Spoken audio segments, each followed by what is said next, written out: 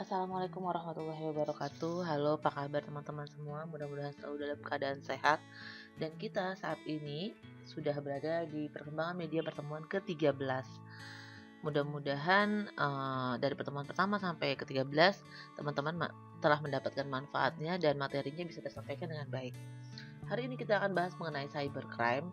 Masih ada kaitannya dengan minggu lalu, yaitu melek media. Jadi mau dikaitkan antara kejahatan cyber dengan pengetahuan di bidang media.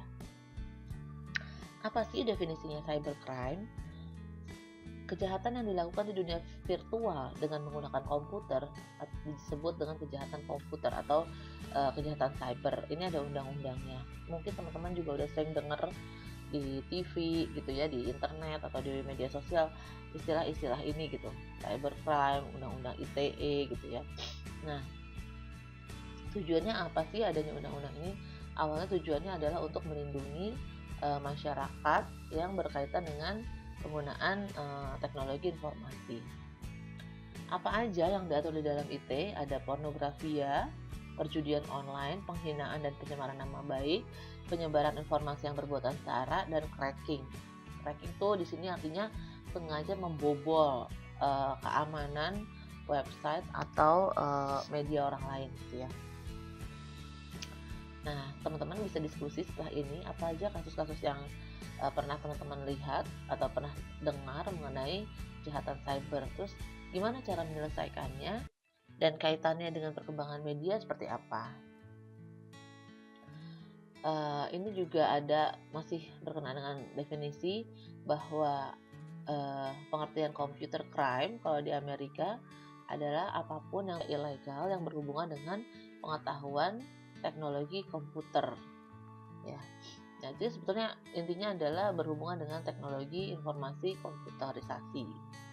Jenis-jenis cybercrime ada beberapa bentuk, ada pencurian data, joy computing, hacking, data dealing, electronic mutilation.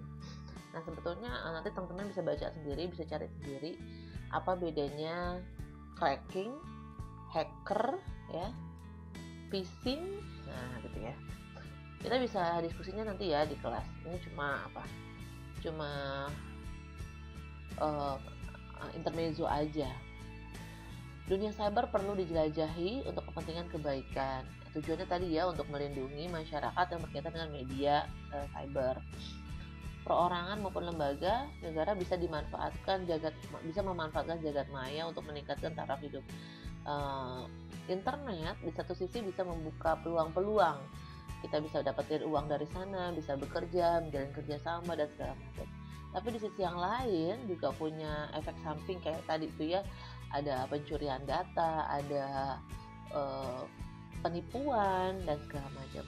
Mungkin teman-teman juga udah pernah dengar yang istilahnya itu judi online, terus utang online. Jadi ada orang misalnya mengutang pinjam uang online, terus nomor yang ada di handphonenya itu bisa ditelusuri sehingga kita orang yang tercantum di phonebooknya bisa ikut-ikutan gitu. Nah, kayak begitu tuh juga bagian dari cybercrime. Ada hal yang penting mengenai cybercrime, yaitu bagaimana fungsi seorang cyber PR. PR-nya artinya public relation. Kalau cyber yang udah kita bahas adalah yang berkaitan dengan dunia internet. Nah, saya di sini akan membahas lebih banyak mengenai cyber PR. Public relations atau kalau kita sering mendengarnya namanya ini adalah humas, hubungan masyarakat. Apa sih tujuan humas itu? Setidaknya humas itu punya 3 tujuan. Yang pertama adalah menjalin hubungan dengan berbagai pihak, baik itu pegawai internal maupun eksternal, pemerintah, media, dan stakeholder atau orang-orang atau pihak-pihak yang terkait dengan perusahaan atau lembaga. Kedua, tadi kan berhubungan ya. Kedua adalah memberikan citra yang positif. Jadi gimana caranya sebuah perusahaan itu memiliki citra positif di tengah masyarakat. Menjalin hubungan, citra positif. Yang ketiga adalah tugas yang utama PR adalah reputasi. Setelah citra itu udah dibentuk sedemikian gimana gitu jadi positif, harus dipertahankan. Reputasinya itu harus dipertahankan. Nah, di sini public relations ada 3 macam yang penting. Pertama, memberi informasi, persuasi, usaha mengintegrasikan sikap perbuatan. Ini kalau menurut Edward L. Bernays ya, fungsi tugas PR. Tujuan PR meningkatkan citra perusahaan, menciptakan opini publik, unsur penting manajemen untuk citra, hubungan harmonisasi dengan masyarakat, perusahaan, karyawan, dan media. Nah, ngomong-ngomong tentang pencitraan, citra ini saya ada gambar gitu ya. Nah, judulnya Cicak Man. Ini adalah judul film yang pernah dipublikasikan oleh Malaysia. Malaysia bikin film judulnya Cicak Man.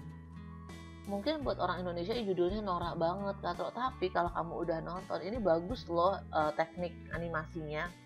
Kalau nggak salah ini sekitar tahun 2008 ya dirilis di Malaysia. Dia udah lama banget, tapi di saat itu dia udah berani bikin film. Nah, pencitraan atau citra positif ini bisa disebarluaskan melalui media, salah satunya adalah film. Jadi tujuan film selain untuk memberikan citra positif, informasi, juga untuk persuasi gitu, untuk membujuk. Dari mana kita tahu Amerika itu adalah negara adidaya, negara superpower? Salah satunya itu dicitrakan oleh film-filmnya, dimana film Amerika pasti jagoannya orang Amerika. Nah, melihat hal itu ya, negara-negara lain juga belajar, termasuk Malaysia. Di Malaysia tuh sampai gencar banget dia bikin film, mendirikan sekolah-sekolah film ya di negaranya. Kemudian banyak orang yang akhirnya belajar film di Malaysia. Nah, tadi kan pencitraan, sekarang kita ngomongin opini publik.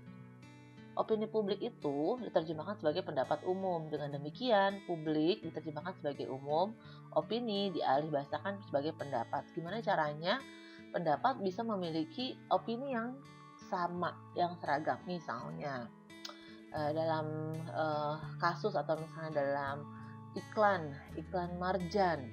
Kalau misalnya kamu dengar kata marjan ya, produk marjan, yang terbersit di dalam kepala kamu adalah mungkin itu adalah sirup untuk saat-saat berbuka puasa.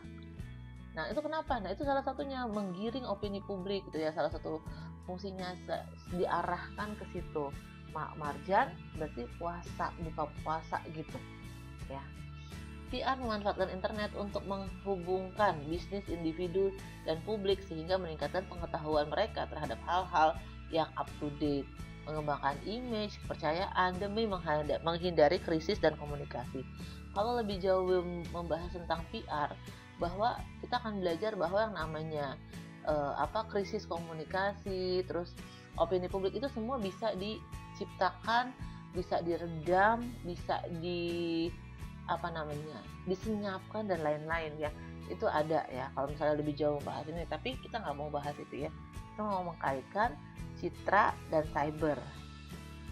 Nah, ini mungkin beberapa di antara kamu ada yang tahu, ini adalah grup musik legendaris namanya Rolling Stone. Vokalisnya namanya Mick Jagger, mungkin sekarang umurnya udah mau 80 ya. Di saat saya ambil gambar ini usianya udah 70. Bayangin ya, aki-aki 70 tahun masih bisa manggung kayak begini. Kalau kamu suka nyanyi, kamu tahu bahwa nyanyi itu bukan pekerjaan yang mudah. Kita harus punya nafas yang bagus untuk bisa mengatur lagu-lagu itu di atas panggung. Kalau umur 70 tahun masih bisa teriak-teriak, ini berarti staminanya oke banget. Nah, rocker umumnya ya, grup rock biasanya kan kita disuguhkan dengan citra apa? Urakan, ya, suka minum-minuman keras, gaya hidupnya berantakan dan segala macam. Tapi kalau kamu lihat gambar ini, mungkin nggak orang yang tidak sehat bisa panjang umur, sehat dan bisa nyanyi sehingga umur 70 tahun kayak begini? Enggak kan? Artinya ini Mick Jagger nih vokalisnya sehat banget, dan dia sampai saat ini masih memaintain ya kesehatan tubuhnya dengan jogging setiap hari. Nah, kita aja boro-boro jogging setiap hari kan. Nah, artinya apa? Artinya yang dicitrakan dengan kehidupan yang sebetulnya itu bisa aja nggak sama ya, berbeda. Kesuksesan Amerika dalam hal mencitrakan negaranya kemudian juga ditiru oleh Korea Selatan. Akhirnya Korea Selatan melalui video-video, melalui musik, melalui film juga membuat pencitraan. Sehingga salah satu imbasnya adalah orang jadi senang, suka, dan pengen pergi ke Korea. Dampaknya lagi meningkatkan taraf hidup masyarakat Korea dengan apa? Dengan meningkatnya jumlah turisme pariwisata. Artinya begitu pentingnya pencitraan sehingga di satu sisi bisa membawa kemanfaatan ya, kemaslahatan jika dimanfaatkan dengan benar gitu. Public relation online adalah kegiatan yang berhubungan dengan media. Bisa bentuknya agent blogs, news search, forum ya, dan lain-lain. Bisa juga kalau yang offline, kalau yang online kan tadi itu ya blog, forum gitu.